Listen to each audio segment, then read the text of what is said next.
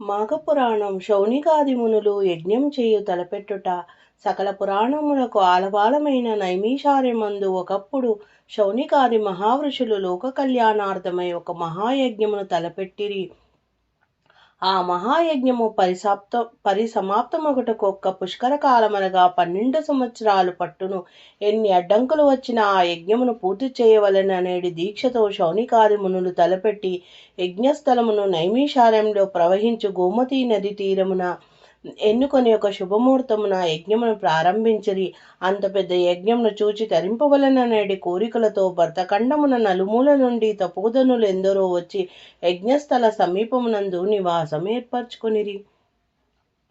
అచ్చట కేతించిన మునీశ్వరులు బ్రహ్మ తేజస్సు గల శతవృద్ధులు వేదాలను ఆమూలాగ్రంగా అవగాహన చేసుకున్న వేదమూర్తులు సకల శాస్త్రములు అధ్యాయమునరించిన మునికుమారులు వచ్చి పాల్గొనిరి.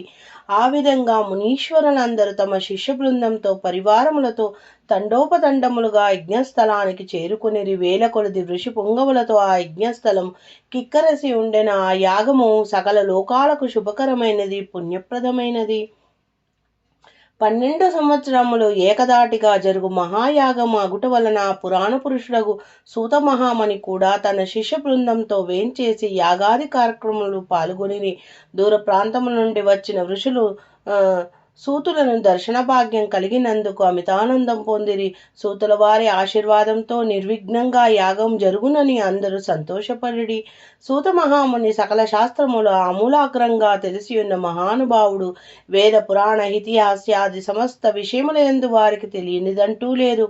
అవి అన్నీ వారు కొట్టిన పిండి వంటి. వారి ముఖవర్చస్సు నుండి ప్రకాశించు బ్రహ్మ తేజస్సు ఎల్లవేళ నవ్వులొలికించు ముఖారవిందం మేలిమి బంగారం వలె ప్రకాశించుచున్న శరీరము వర్ణింపలను నలవి కానిది. అటువంటి పుణ్యపురుషుడు సూత మహాముని ఆగమనముకు స్వాగతం పలికి సాష్టాంగ దండ ప్రణామములు ఆచరించి యజ్ఞం జరుగుచుండగా ఆ 12 సంవత్సరంలో ఎన్నో పురాణ గాథలు విని తరింపవలననేది కోరికతో మునిపొంగవులందరూ వేచియుండిరి. సూతుల వారు శౌనికాది మునుల కోరికలను గ్రహించినారు. ఇటువంటి పుణ్య కార్యక్రమలందు పురాణ పఠనం గావించి అశేష ముని ఉత్తములను తృప్తిపరచుట తన విద్యుత్ ధర్మముని ఎంచి వారి కోరికను మన్నించినారు. ఒక శుభముహూర్తాన ఆశ్రమవాసులందరూ సూతుల వారికి అర్ఘ్యపద పాద్యములను ఒసంగి ఉచితాసనంపై ఆసీను చేసి మునిశ్రేష్ట, ముని తిలకమా, ఇంతకు మున్న ఎన్నో పురాణ గాథలు తమరు తెలియగా విని ఆనందించాము. అనేక ఇతిహాస్యములు విన్నాము. అందులోని సారాన్ని గ్రహించి ఉంటిమే. సమయం వచ్చినప్పుడల్లా సకల శాస్త్రాలలోని నీతి కథలు మాకు వినిపించుచునే ఉన్నారు.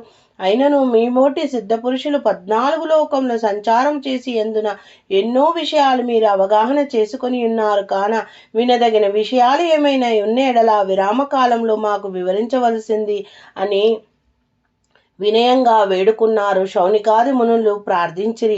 ఆ ప్రకారంగా కోరిన శౌనికాది మునులు తన వలన కొత్త సంగతులు తెలుసుకోవాలనేది కుతూహలము కనుబర్చిన వారిని చూచి సూత మహాముని ఇట్లు పలికిరి.